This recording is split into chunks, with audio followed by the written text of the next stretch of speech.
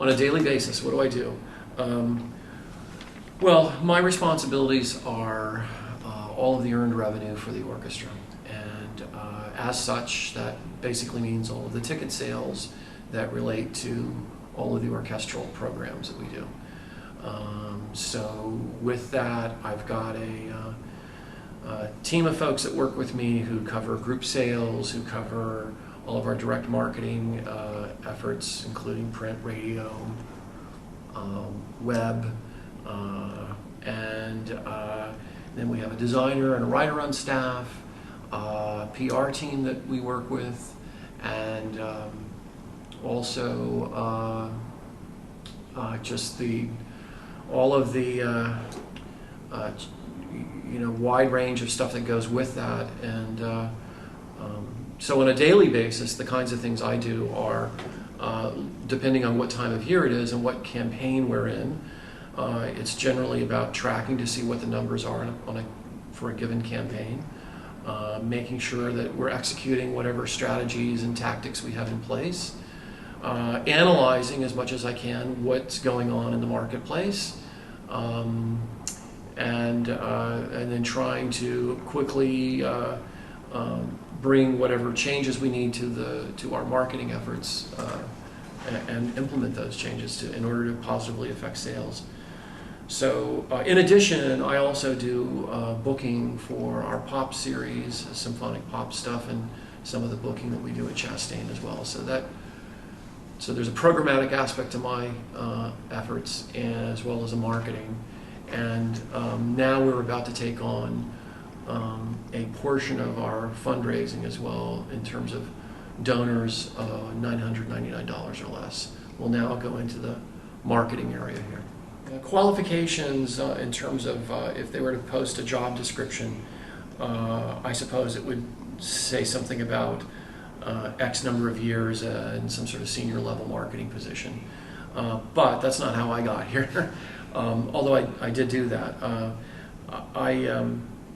I started off in public radio working in communications as a news director and radio reporter, and then left that to go and work for a company that back in the mid-'80s was one of the first companies to do telemarketing for the arts.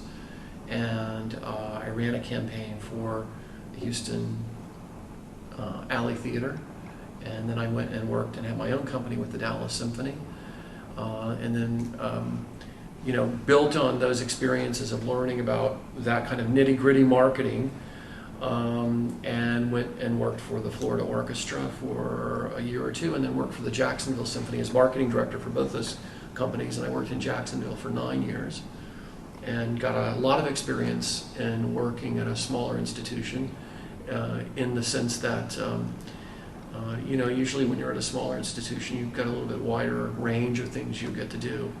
And then I've been here now for 11 years. So it was sort of communications, marketing, real direct marketing, a broader marketing director position, and then 2 steps later here at the Atlanta Symphony. Well, the challenges are fairly extensive in the marketing world right now for orchestras, in that increased competition, declining interests for the most part in the art form. Not that people don't love it still, and it's not great, but the fact of the matter is there's a lot of other entertainment out there these days, and the orchestra world is not one that's been viewed necessarily as evolving with the time. So the challenges are how do you position what orchestras do from a programming and marketing standpoint, so that the experience of going feels like it's a current experience and not something from 1950s black and white television. So I find that actually pretty stimulating myself, because I think the orchestra world is really trying to be true to the art, but at the same time find those ways that it can reinterpret itself in a way that's attractive to a new audience. I think it's working in some respects.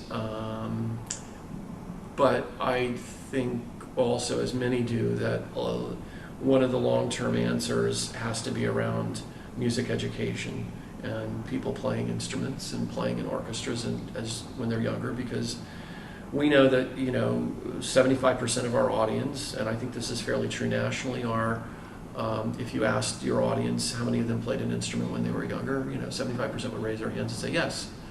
So, so to the extent that education over the long run and participation is an indicator of future attendance, then we need to be doing all the things we can do on that front.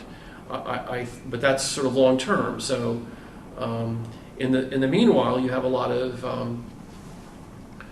people who were positively, how do I want to put it? There used to be an axiom that people don't come to classical music on a regular basis until they get into their late 40s or 50s, when their kids have gone off to school and they've got more time, et cetera, and there's an interest. But that's sort of based on the notion that they actually were value impacted by classical music when they were younger, that either they participated or they listened, and that there was somehow in their upbringing and their education, classical music was important. And that's not as true now as it was 20 years ago. And so, in a way, while I think there's an interest and a kind of a desire to want to have that experience, it's not as strong as it used to be. And so orchestras really have to work hard at presentation and the concert format, the concert experience, and helping people understand without being intimidating, without being pedagogical about it. You have to be, it has to be thought through carefully, and convenience is another big factor. We know that people are buying smaller and smaller concert packages. They want to pay less and less. So there's a kind of resetting of the marketplace for classical music. I think you have to stay on your toes more and more and more. You just, things are shifting more rapidly, I think, than they have in the last several years than they probably have in the last dozen or 2 years. And a lot of that has to do with the digital universe that we live in now. A lot of that has to do with the demographic shift that's getting more and more pronounced now. And of course the economy as well. So I guess happily, it's how you